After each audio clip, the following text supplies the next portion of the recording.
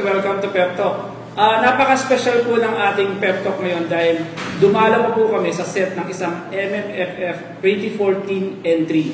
Ito po yung Bonifacio. Ladies and gentlemen, please all welcome Daniel Padilla, Romel Padilla, and RJ Padilla.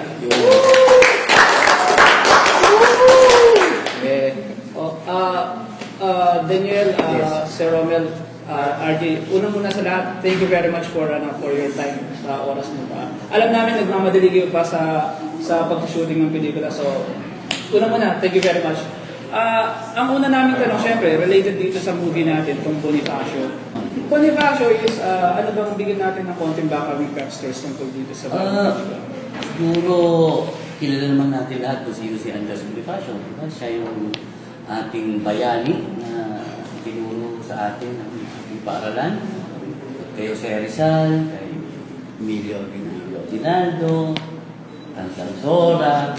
Si Andres Bonifacio yung parang mas humihisto sa atin dahil bukod sa monumento, diba? Siya yung parang bida agad aside from Jose Rizal. So dito, sa pelikulang ito, kaya ito ginagawa ngayon para maimula muli ang ating, especially ang ating mga kabataan, na muling makilala kung sino itong mga bayani na ito na nagbuwis ng buhay para sa kalayaan ng ating bayan. Ano muna yung role natin dito? Ako, ang gagampanan ko dito ay si Padre Gomez ng Don Pulsa. Ako si Joaquin Manansana dito. Ibig ako si Chichay dito. Joaquin din yung pangalan ko kasi. Joaquin. At ayun, si Gary. Gary, pupunta naman si Gary D. Tapos yun nga, Bossing Romel, kasi Padre Gomez yung role mo.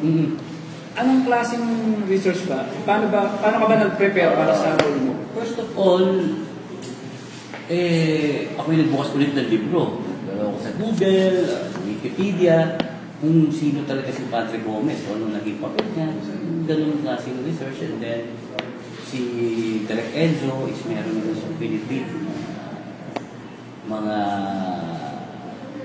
impormasyon tungkol kay Padre Gomez. So, ganun din ba kayo, RJ and DJ? May research din? Ano yung mga ginawa niyo preparations for this? Hindi ako sa kami tungkol ni Direk sa mga characters namin. Based lang talaga sa mga kabataan. Sila, salita. Kasi ang point talaga namin mga estudyante dito is kaya talaga kung sino talaga siya sa mga passion. Yung ganun nga po. Ano sa kami ni Direk? Sinabi sa amin ng treatment kung paano gagawin yung passion. At siyempre, kinuwento din talaga ang tunay na story ang interest mo. So, nag-turn ba ng adjustment since ikaw medyo comedy yung inaalim for Bob Goga and then ikaw medyo drama din sa mga ginagawa ng projects? Ano? Ano yung adjustment sa in terms of acting? Ano lang kami dito eh. Parang suporta lang naman. Hindi naman talaga kami sobrang gumanap. Ano lang kami suporta kami. Medyo pala tira naman parang cameo role lang. Yes. Sa akin, cameo lang. Sa kanila, medyo may marka. Kasi at the end, or habang tumatakbo yung kwento, ang tinutumpo kasi ang mga totoong Bonifacio presently is itong mga kabataan. Hindi nagkaroon ng eksena yung kayo mag-aama sa isang Wala. Ang eksena namin behind the camera. okay sana kayo. Ganun mo na-experience na namin dito dahil sa movie doon. Nagkaroon kami ng pagkakataong mag-banding na regular naman namin ginagawa before yun. Hindi pa nagiging si DJ, hindi pa nagiging si RJ. Itong mga nakaraang araw, naibalik namin from 6 o'clock hanggang 2 o'clock in the morning magkakasama kami. Ano ba to? Kasi last year, yung sa ngalan ng mga a family Padilla affair. So ito, another Padilla family affair. So ano ba to? Every year ba to? Yung na meron kayong parang Sana. every year buong pamilya. Yun. Sana. Cash, cash, cash! Kulik. Kasi sana, ako sa kayo, yun din ang gustong mangyari ni Robin. Ako, yung mga anak ko, yun ang parang direksyon na tinutumbok namin. Sana, every Metro Manila Film Fest, meron kaming movie. Tapos, di ba MMFF, M3 to, may pressure ka. Siyempre, alam naman natin pag MMFF is either mataas yung kita or maraming awards. So, may pressure ba? Kamusta yun? Siyempre meron. Pero dito sa mga naumpisahan namin na ginawang mga pelikula, siguro nagiging pangalawa na lang. Lalo-lalo na sa pelikulang ito, yung magiging kalalabasan pagdating sa takilya. Especially itong Bonifacio, parang ang main advocacy ni Robby, ni Direk Enzo, is yung pag-iwan ka ng isang pelikula na kahit na naipalabas na to kahapon, bukas, mga darating na araw, ay patuloy mong matatandaan sa iyong isipan.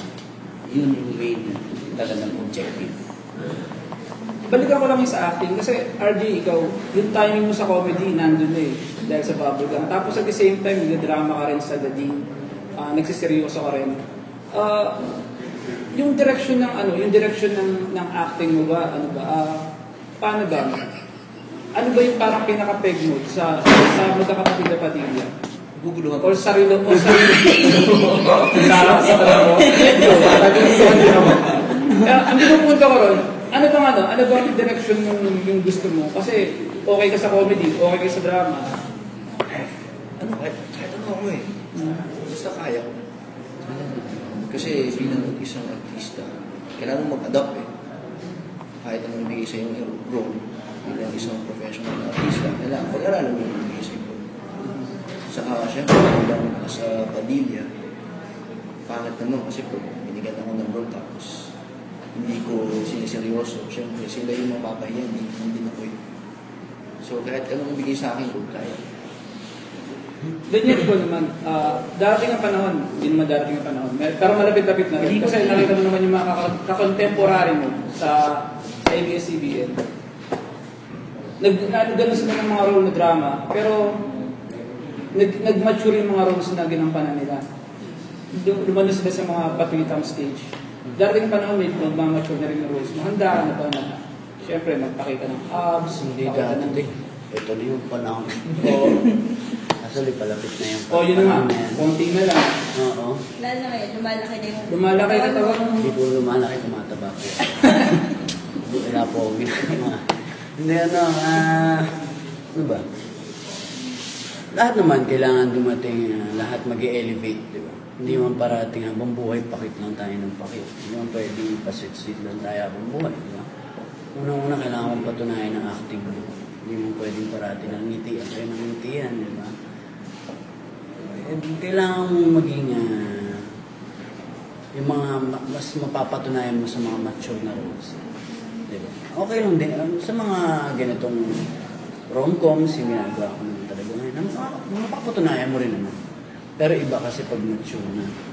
Pag matatanda na yung nakakaramdam sa iyo, ibig sabihin mo, matatanda na ang pinapanood ka dahil nakukuha na nila, nararamdaman na nila, hindi lang yung mga bata na makita kahit wala ka pag ginagawa, sigaw na. Di ba? Yun yung mga bagay na kailangan kong pasalamatan. Pero kung pag-uusapan natin yung acting, yun ang gusto kong makuha. Hindi lang bata, hindi lang teenagers, kundi pati matatanda. Yun nga sabi mo, wala ka pang ginagawa yung mga teenagers, tumitili na. Konting panahon na lang, makikita ka na rin ba ng mga fans na yun na nagsisitandaan din. Sa limbawa, sa Cosmo Bachelor ba, lalakad ka ba rin nung naka ano? Kasi nagpakita ka na ng tato. Hindi ako malabo ako sa mga ganun. Hindi ako Okay, nakakap lang talaga. Galing na, ako nagbenta mo nung pinag siya. Yun nga eh, parang mas maganda kung sa kanya galing. Ako pa nagtanong. Dahil ano lang naman to, yun nga, yung mga ganun, hindi naman. Dadating ang panahon din talaga na maglalakad ako doon. Pero hindi siguro na ako doon. Oo, nakadamit pa rin ako. Yun na, para mapagbigyan namin. Yung mga supporters natin yan ang namin. So gagawin natin lahat para mapasaya ang mga supporters natin. Yan naman ang talagang ginusto ng mga artista, mapasaya ang mga supporters natin. Okay, Pepster, sa pagbabalik ng Pepco, tatanungin naman natin ang mga Padilla tungkol sa relasyon nila bilang mag-aama sa pagbabalik po ng Pepco.